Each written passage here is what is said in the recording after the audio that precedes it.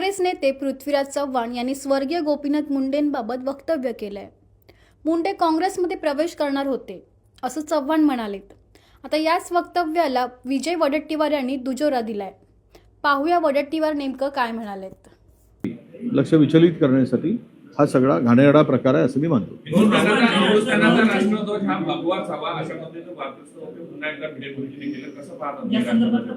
कोण विचारतं या भिड्याला?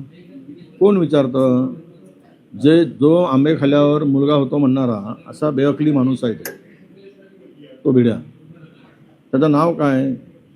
संभाजी नाव सांगतो, संभाजी भिडे।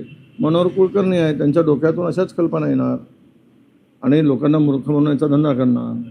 अरे देशाचा ध्वज याला पुन्हा एक रंगात आणण्याचं काम जर त्याच्या डोक्यात असेल तर तो देशाचं विभाजन करण्याची विकृत मानसिकता त्यांची आहे असं मी मानतो।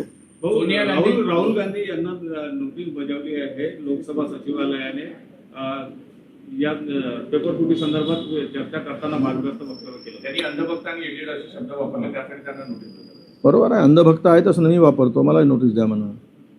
त्याला काय आहे? अंधभक्त आहे जे चुकीच्या आणि अंधविश्वास ठेवून आंधळेपणाने विश्वास ठेवून बोलतात त्याला अंधभक्तच म्हटलं जातं।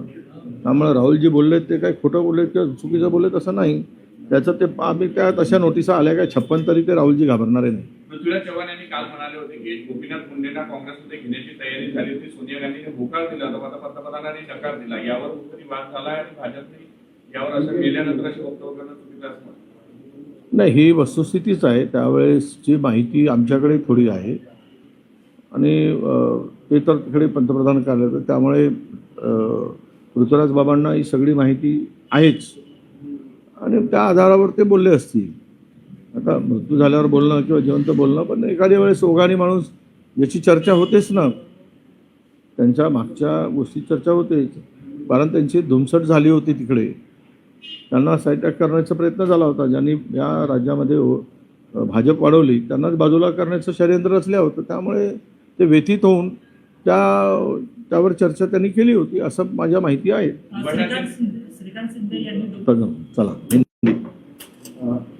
रामदेव बाबा ने एक बड़ा आरोप किया। उन्होंने कहा है कि सरकारी नौकरी में जो इंटरव्यू होते हैं उसमें 90% भ्रष्टाचार होता है, जिसके कारण जयंती का और भी बड़े आंदोलन भविष्य में हो सकते हैं। तो रामदेव ने रास्ते पर आना चाहिए ना। जब हजारे उतरे थे भ्रष्टाचार के खिलाफ तब रामदेव तो उधर उछल उछल कर ये कर रहे थे।